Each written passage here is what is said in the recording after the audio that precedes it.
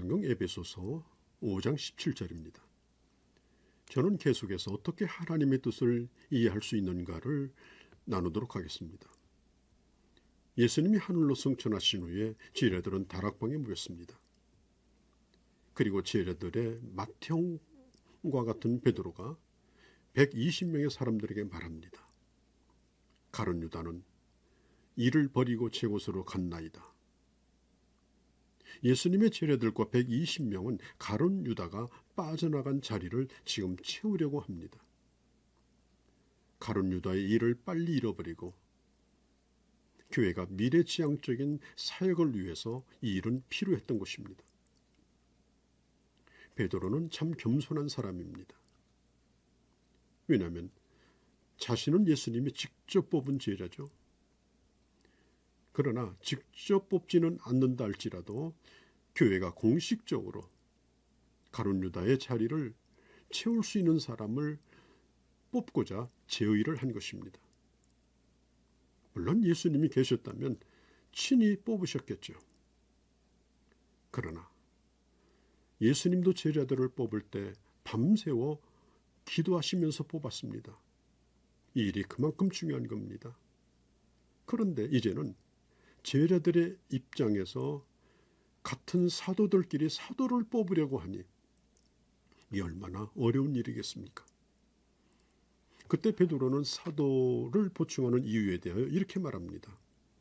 예수님의 부활을 증거할 자가 되게 하여야 하리라. 이게 사도의 사명입니다. 자, 이런 조건에 합당한 사람으로 바사바와 마띠아 두 사람이 추천이 되었습니다. 누가 사도가 되든지 두 사람은 부족함이 없는 그런 사람이었습니다. 그렇다고 둘을 다 뽑을 수는 없었습니다. 그렇다고 주님이 여기에 지금 살아서 계신 것은 아닙니다. 그래서 두 사람 가운데 한 사람을 제비를 뽑기로 합니다. 제비 뽑기는 바로 추첨대도입니다. 오늘날 직분자를 뽑을 때 성경대로 제비 뽑기를 해야 된다라고 주장하는 사람도 있습니다. 그런데 이 120명의 사람들은 주님의 뜻을 묻기 위해서 이 제비를 뽑는데 오늘날 이 교회는 바로 선거라고 하는 합리적인 방법을 통해서 일꾼을 뽑습니다. 이것은 제비 뽑기와 같은 원리를 가지고 있죠. 어떤 교단에서 총회장을 뽑을 때 이 제비 뽑기를 했다가 결국은 다시 철회를 하고 다시 선거 방식으로 가게 된 것은 그래도 현대 우리가 살고 있는 이 시대의 가장 합리적인 방법은 선거를 통해서 뽑는 것이기 때문입니다. 물론 이 바사바와 마띠아 두 사람을 놓고 교회가 간절히 합심하여 기도합니다. 마구잡이로 그렇게 투표한 것이 아닙니다. 심사숙고할 시간을 가지고 그리고 하나님 앞에 기도하며 지혜를 구합니다. 합당한 사람을 뽑아주시기를 간절히 청합니다. 그리고 나서 제비를 뽑았습니다. 오늘날 교회가 이런 모본을 따르고 있죠.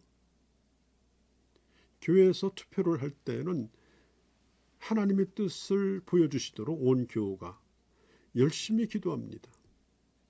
그리고 교우들이 마음이 감동되어서 주님이 원하는 자를 뽑아주시기를 그렇게 원하는 마음으로 투표에 임하게 되어지죠. 그리고 다수가 뽑힌 자, 또 합당한 그런 객관성을 가진 그런 지지도를 가지고 사람을 뽑게 되어지죠. 인간이 최선을 다하고 그리고 최종 결정은 주님 앞에 맡기고 제비를 뽑은 것처럼 결과적으로 사도로 마띠아가 지명되고 120명의 사람들은 그것을 하나님의 뜻으로 받아들이고 12사도의 이름 안에 마띠아를 집어넣습니다. 15장에 보면 초대교회가 할례 문제로 인해서 예루살렘 교회에서 논쟁이 일어났습니다. 바울과 바나바 사이에 적지 않은 그런 다툼과 변론이 일어났습니다.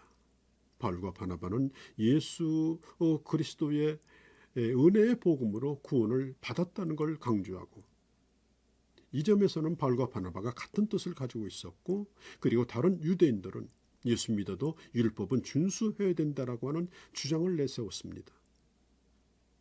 자, 성경에 원칙적인 게 있는데 논쟁하지 말라는 거죠. 이 논쟁을 하게 되면 감정적으로 서로 상처를 입고 또 피차간에 도움이 되지 않습니다. 안디옥 교회 분위기가 매우 어수선했습니다. 뭔가 결정을 내려야 되는데 안디옥 교회는 몇 사람을 세워서 예루살렘의 사도들과 장로들에게 보내서 이 문제에 대해서 의논을 하도록 합니다. 이것이 바로 기독교 역사의 최초의 종교 회의입니다.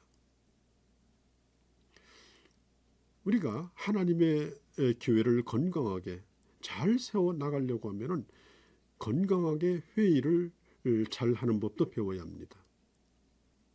어릴 때부터 봐왔던 우리의 회의 방법은 국회의원들이 회의하는 것만 보았습니다. 상대방의 의견을 존중하지 않냐고 목소리 고함치고 그것으로 의사방해하고, 그리고 자기 의견을 통과시키기 위해서 단상을 점검하고 날치기 통과하고, 이런 것만 봐서 좋은 회의, 신사적인 회의를 제대로 배우지 못했습니다. 그래서 교회 안에서도 그렇게 바람직스럽지 못한 그런 일들이 일어납니다. 자, 분명히 초대교회도 서로 다른 문제를 가지고 팽팽하게 논쟁을 했습니다.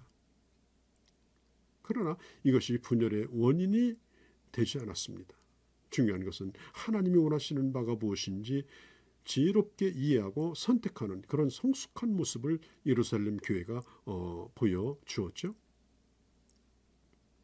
찬반 양론의 충분한 토론의 과정이 있었습니다.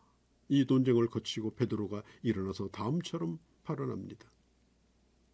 참된 신앙이란 율법의 행위를 더하는 것으로 되어지지 않습니다. 오직 예수 믿음으로 되어지는 것입니다라고 결론을 내립니다. 그 다음에 바울이 일어나서 하나님이 자신에게 하신 일을 간증합니다. 1차 전도여행을 통하여 이방인들에게 이루신 이 복음의 역사, 그리고 안디옥 교회를 예를 들면서 유대인의 전통과 율법을 지키지 않아도 성령이 임하고 기적이 일어나고 구원의 역사를 베풀어 주신 것을 보고합니다. 그 시대는 오늘과 달라서 유대인 크리스찬들에게는 충격적인 보고였습니다. 어떻게 할례를 받지 않아도 구원받을 수 있는가? 그런 얘기였습니다. 그때 예루살렘 교회 감독이었던 야고보는 많은 논쟁의 내용을 다 들었습니다. 반대 의견, 찬성 의견도 들었습니다. 그리고 이 야고보는 그런 말 하지 말라, 입 다물어라, 그렇게 무한도 주지 않았습니다. 충분히 말하도록 했고 그 논쟁이 다 마쳤습니다. 말을 마침에 비로소 야고보는 입을 엽니다. 야고보의 이런 태도는 인내하고 기다리며 상대방을 존중해주는 그런 모습을 우리에게 모범을 보여주고 있죠. 그리고 야고보는 결론을 내립니다. 선지자들의 말씀이 이와 합하도다. 그러면서 아모스서 9장을 인용하여 하나님이 이방인을 부르신 이 사건을 인정하자는 겁니다. 이방인이 돌아오는 이 역사는 구약의 말씀과 일치한다. 야고보는 그것이 성경에 일치하기 때문에 이것은 옳은 것이다 라고 그는 결론을 내립니다. 야고보는 자기 입장이나 자기 생각을 덧붙이지 않습니다. 누구도 이방인이 예수 믿고 죽게 돌아오는 것에 멍에를 메어서는 안 된다. 할례 받지 않아도 얼마든지 예수 믿고 구원받을 수 있다. 그러면서 19절에 아주 조심스럽게 이렇게 한마디 붙입니다. 내 의견에는 그리고 이 한 가지 의견을 야고보가 제시합니다. 그리고 야고보가 내어놓은 그 의견을 바울과 바나바는 그대로 받아들입니다. 내 주장이 있지만, 그리고 포기할 수 없는 신학적 입장이 있을 수 있지만, 그러나 바울은 일단 이 시점에서 수용합니다. 복음의 본질을 해치는 것이 아니라면 얼마든지 양보하겠다는 그런 생각입니다. 야고보가 교회에 내린 이 절충안은 절대적인 것은 아닙니다. 그 시대 상황에서 최선의 것입니다. 그런데 이 결정에 대하여 더 이상 예루살렘 교회와 안디옥 교회는 말이 없었습니다. 신사적이고 그리고 깨끗하게 그것을 받아들입니다. 사랑하는 성도 여러분, 오늘날 교회가 일꾼을 세울 때 투표라는 과정을 거치게 되는데 누구는 탈락되고 누구는 선출되었다. 그 결과에 대하여 하나님의 뜻으로 받아들여야 합니다. 과정에 있어서 경론도 있을 수 있습니다. 나와 다른 의견도 있을 수 있습니다. 그러나 이런 모든 과정을 통해서 하나님께서 아름다운 결과를 만들어 주신다고 하는 사실을 신사적으로 받아들여야 하는 것입니다. 사랑하는 성도 여러분, 오늘 이 땅에 있는 모든 교회가 사람을 뽑든지 정책을 세우든지 온 교회가 합심하여 기도하여 하나님의 뜻을 아름답게 이루어가는 그런 은혜가 있기를 바랍니다.